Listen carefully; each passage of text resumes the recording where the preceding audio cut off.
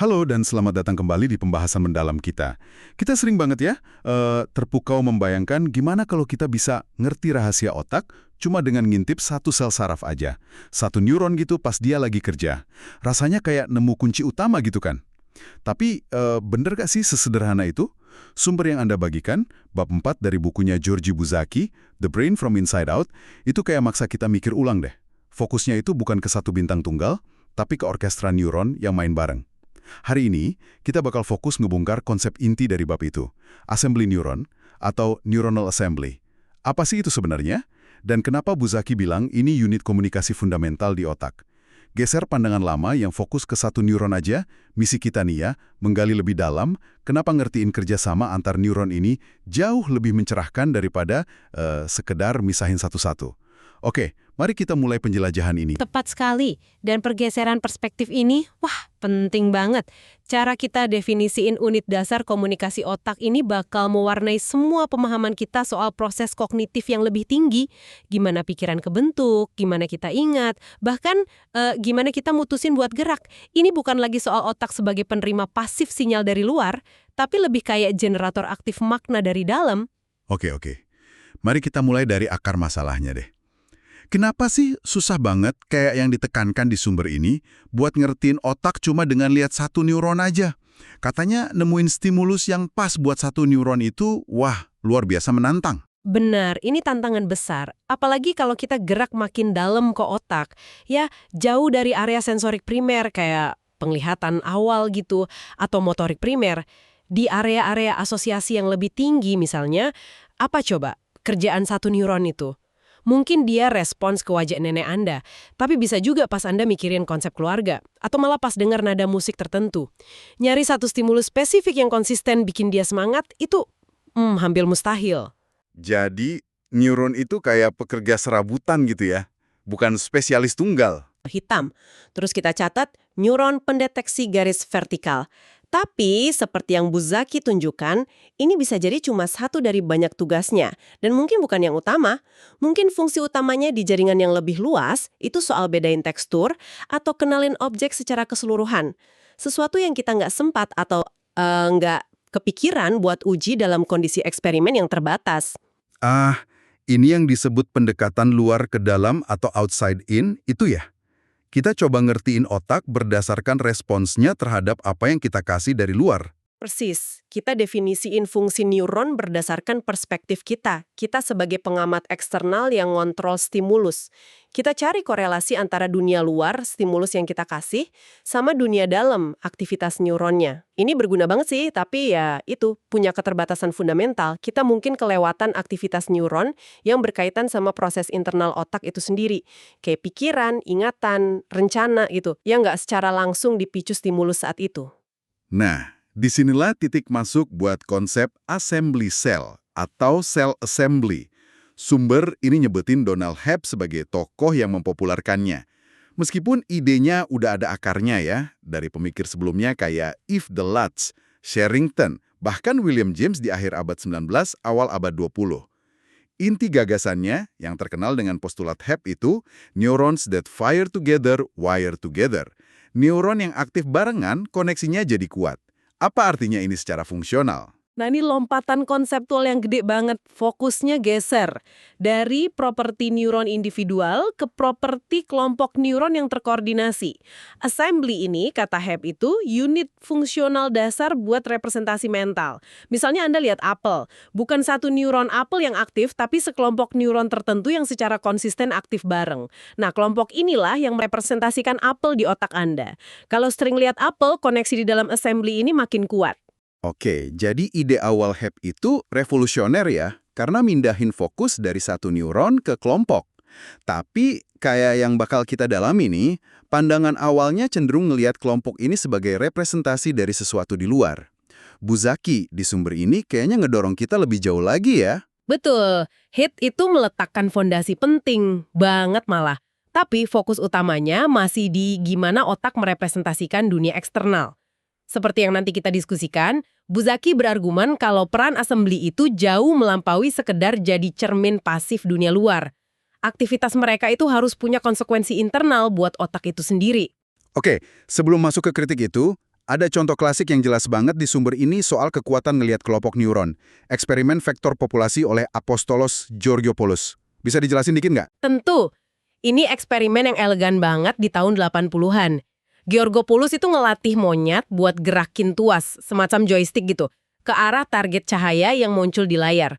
Sambil monyetnya ngerjain tugas ini, dia rekam aktivitas banyak neuron individual di korteks motorik, area otak yang terlibat buat ngerencanain sama ngelaksanain gerakan. Terus, apa yang dia temuin dari rekaman neuron-neuron itu? Dia nemuin gini, meskipun satu neuron mungkin paling aktif buat arah gerakan tertentu, misalnya ke kanan atas gitu, neuron itu tetap aktif kok, walau lebih lemah buat arah gerakan lainnya. Jadi setiap neuron punya preferensi arah, tapi juga ikut nyumbang buat arah lain. Nggak ada satu neuron pun yang sendirian nentuin arah geraknya. Terus, gimana Georgopoulos gabungin info dari banyak neuron ini? Di sini kan konsep vektor populasi masuk. Tepat. Bayangin gini deh, setiap neuron itu kayak satu vektor kecil yang nunjuk ke arah favoritnya. Panjang vektornya ini nunjukin seberapa aktif neuron itu pada saat tertentu. Nah, Georgopoulos secara matematis jumlahin semua vektor dari populasi neuron yang direkam. Hasil penjumlahan ini namanya vektor populasi. Secara menakjubkan, bisa prediksi arah gerakan lengan monyet yang bakal terjadi, bahkan sepersekian detik sebelum gerakannya beneran dimulai. Wow, jadi bukan satu jenderal neuron yang kasih perintah, tapi hasil musyawarah mufakat gitu ya, dari banyak neuron. Dan kita bisa dengar hasil musyawarahnya sebelum aksinya terjadi. Persis, dan yang lebih menarik lagi, ini bukan cuma prediksi arah fisik loh. Di variasi eksperimennya, monyet diminta gerakin tuas ke arah yang berbeda dari target visual. Misalnya target di kanan, tapi geraknya ke kiri semacam rotasi mental gitu. Nah, vektor populasi ini ternyata juga bisa ngelacak niat atau rencana gerakan monyet yang berubah secara dinamis di otaknya. Sebelum tuasnya benar-benar digerakin ke arah yang benar. Ini kasih kita jendela ke proses komputasi internalnya. Dan ini bukan cuma temuan lab yang eksotis ya. Sumber ini nekenin banget gimana konsep vektor populasi ini jadi salah satu pilar fundamental buat pengembangan antarmuka otak mesin, Brain Machine Interfaces atau BMI. Betul sekali. Prinsip ngebaca niat gerakan dari aktivitas kolektif populasi neuron ini yang memungkinkan pasien dengan kelumpuhan parah, misalnya akibat stroke atau cedera tulang belakang, buat ngendalin kursor komputer, lengan robotik, atau bahkan aktifin lagi otot mereka sendiri. Cuma dengan mikirin gerakannya aja. Aktivitas populasi neuron di korteks motorik mereka diterjemahin sama algoritma komputer yang basisnya prinsip vektor populasi ini jadi sinyal kontrol buat perangkat eksternal. Ini aplikasi nyata yang luar biasa banget dari pemahaman kita soal assembly neuron. Ini benar-benar nunjukin kekuatan ngelihat melampaui neuron tunggal ya. Tapi, nah disinilah Buzaki di bab 4 ini mulai nyajiin argumen kritisnya. Dia hargain Hebb sama Georgopoulos, tapi ngingetin biar nggak kejebak sama gagasan kalau fungsi utama assembly neuron itu hanyalah buat representasi dunia luar atau niat motorik. Apa aja sih kelemahan dari pandangan representasional murni ini? Ada beberapa poin krusial yang dia angkat. Pertama, pandangan representasional itu seringkali secara implisit ya, mengasumsikan hubungan yang stabil, satu ke satu gitu, antara stimulus eksternal, misalnya gambar apel, sama pola aktivitas assembly neuron yang mewakilinya. Seolah-olah tiap kali Anda lihat apel, persis kelompok neuron yang sama bakal aktif dengan cara yang sama. Padahal kenyataannya nggak selalu gitu. Nggak, respons neuron itu bisa variatif banget, tergantung banyak faktor. Tingkat perhatian Anda, konteks apelnya muncul di mana, di pohon atau di keranjang buah, kondisi internal Anda, lagi lapar atau kenyang. Pengalaman sebelumnya juga ngaruh. Jadi gagasan soal representasi yang kaku dan konsisten itu terlalu nyederhanain. Assembly yang aktif buat apel hari ini, mungkin besok komposisinya beda dikit. Oke, itu poin pertama. Apalagi? Poin kedua, yang sentral banget dalam argumen dalam keluar Buzaki adalah keterbatasan inheren dari kerangka luar ke dalam itu sendiri. Kayak yang kita bahas tadi, kita identifikasi assembly berdasarkan korelasinya sama sesuatu yang kita kontrol atau amati dari luar, stimulus atau perilaku. Korelasi ini bermakna buat kita, si peneliti. Tapi pertanyaannya, apakah pola aktivitas itu sendiri bermakna buat neuron-neuron lain di dalam otak itu sendiri? Wah, ini nyambung ke masalah pembumian makna atau grounding problem yang disinggung di sumber lain di buku itu ya. Gimana pola 01101 di sekumpulan neuron bisa berarti apel gitu buat neuron lainnya, tanpa ada kamus eksternal? Tepat sekali. Masalah pembumian makna ini intinya nanya, gimana sebuah pola aktivitas saraf yang buat kita mungkin korelasinya sama mawar, bisa benar-benar berarti mawar buat bagian lain dari otak itu sendiri, tanpa ada pengamat luar yang nafsirin. Supaya pola aktivitas assembly itu bermakna secara internal, dia harus punya konsekuensi buat neuron-neuron lain di hilir. Maksudnya, neuron atau kelompok neuron selanjutnya yang nerima sinyal dari assembly ini. Aktivitas assembly A harus bisa ngaruhin aktivitas assembly B, C, dan seterusnya. Tanpa konsekuensi internal ini, pola itu cuma kayak gema tak berarti aja di dalam sistem. Istilah neuron-neuron lain di hilir itu, maksudnya neuron penerima sinyal berikutnya di jalur pemrosesan gitu? Ya, itu yang dimaksud downstream partners. Assembly neuron kan nggak kerja sendirian di ruang hampa. Aktivitasnya harus berdampak ke aktivitas neuron atau assembly lain biar bisa dianggap bagian dari komputasi atau proses berpikir yang koheren di dalam otak. Kalau nggak ya kayak huruf acak aja nggak ngebentuk kata atau kalimat. Oke, ini ngarah ke poin kritik ketiga terhadap representasionalisme murni. Betul. Kalau fungsi utama assembly neuron cuma buat representasiin apa yang terjadi saat ini di dunia luar, terus gimana kita jelasin aktivitas otak yang kaya dan terstruktur pas kita nggak nerima input eksternal yang berarti? Contoh paling jelas ya pas tidur. Selama tidur, terutama tidur gelombang lambat atau slow wave sleep, otak itu aktif banget loh. Assembly-assembly neuron yang aktif pas kita belajar atau ngalamin sesuatu di siang hari, itu diketahui aktif lagi secara spontan. Kadang urutannya sama atau kebalik. Fenomena ini namanya replay. Jadi otak kayak muter ulang rekaman pengalaman gitu. Ya, dan ini dianggap penting buat konsolidasi memori. Tapi dari sudut pandang representasional murni, apa coba yang lagi direpresentasiin pas nggak ada stimulus eksternal? Aktivitas ini jelas punya fungsi internal yang penting, yang susah dijelasin kalau kita cuma mikir assembly sebagai cermin pasif dunia luar. Hal yang sama berlaku buat proses internal kayak ngebayangin masa depan, merenung, atau ngelamun. Ini semua kan melibatkan aktivitas assembly yang terkoordinasi tanpa input sensorik langsung yang relevan. Oke, jadi kritiknya jelas. Representasi murni itu nggak cukup. Nggak cukup buat jelasin variabilitas respons, masalah pemaknaan internal atau grounding, sama aktivitas otak pas nggak ada input eksternal kayak pas tidur atau mikir. Terus, apa alternatif yang ditawarin perspektif dalam keluar atau inside out yang diusung Buzaki di bab ini? Apa tujuan assembly neuron kalau bukan cuma representasi? Nah, perspektif dalam keluar ini ngebalik cara pandang, bukan lagi ngelihat otak sebagai alat yang utamanya ngerespons dunia luar, tapi ngelihatnya sebagai sistem yang secara inheren aktif. Sistem yang hasilin pola-pola aktivitas internalnya sendiri secara terus-menerus. Assembly neuron dalam pandangan ini adalah unit komputasi fundamental yang aktivitasnya itu ngehasilin makna dan konsekuensi buat jaringan otak lainnya. Mereka itu kayak kata-kata atau frasa dalam bahasa internal otak. Jadi ini bukan lagi soal otak ngerekam dunia, tapi lebih kayak otak terus-menerus ngomong sama dirinya sendiri gitu ya.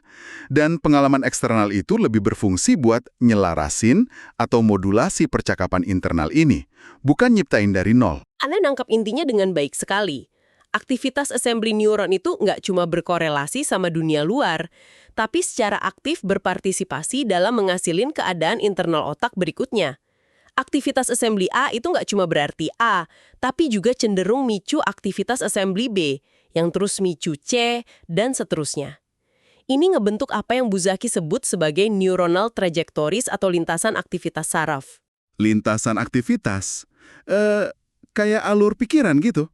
Atau urutan langkah dalam sebuah rencana? Kita ngerencanain perjalanan, mecahin soal matematika, bahkan mungkin mimpi kita pas tidur. Ini dinamika internal yang kaya, yang memungkinkan otak beroperasi dan berpikir bahkan pas keputus dari input sensorik langsung. Pengalaman eksternal penting buat ngebentuk dan modifikasi lintasan ini.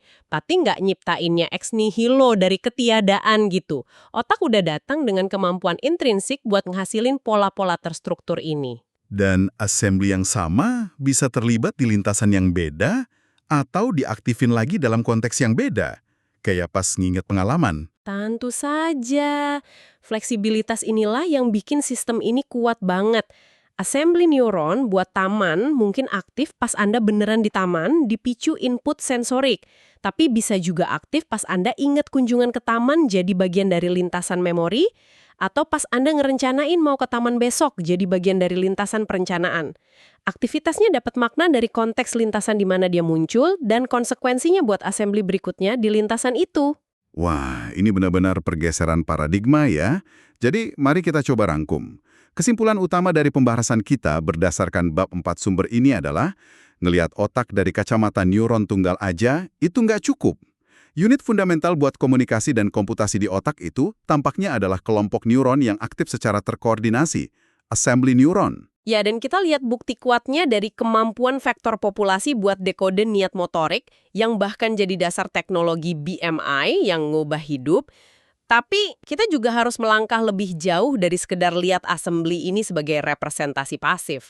Supaya aktivitas mereka bermakna bagi otak itu sendiri, bukan cuma buat kita sebagai pengamat, aktivitas itu harus punya konsekuensi fungsional internal. Harus ngaruhin neuron-neuron lain di hilir dan jadi bagian dari dinamika internal otak yang terus berjalan. Jadi apa implikasinya semua ini bagi Anda? Sumber ini benar-benar nantang asumsi dasar kita soal hubungan antara otak, pikiran, sama dunia luar.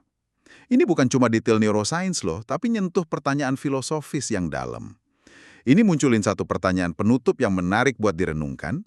Kalau assembly neuron dan lintasan aktivitasnya adalah fondasi pikiran dan tindakan, dan kalau dinamika internal otak ini main peran sentral, mungkin malah lebih sentral daripada input eksternal saat itu, sejauh mana diri kita, pikiran kita, dan pemahaman kita tentang dunia itu benar-benar dibentuk oleh pengalaman dari luar, kayak lilin yang dicetak.